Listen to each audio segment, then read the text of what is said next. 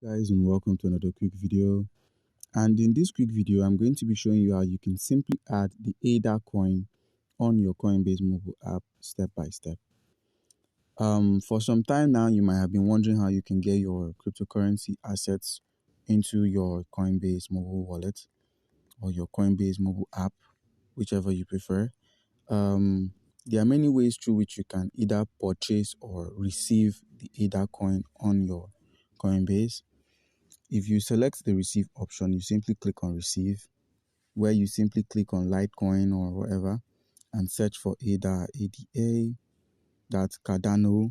You click on ADA and you copy your wallet address, that's the address of the Cardano coin or the Cardano token. You copy this address and you send it to the, you give this wallet address to the receiver. You give this wallet address to the sender so you can get your token. And you might as well click on buy if you do not possess any ADA tokens on your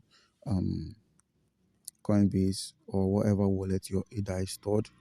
You can simply select an asset to buy and click on Cardano, and you can, after adding a payment method which is necessary to purchase this token, after adding a payment method, you simply select the amount of USD you'd like to use to purchase this token.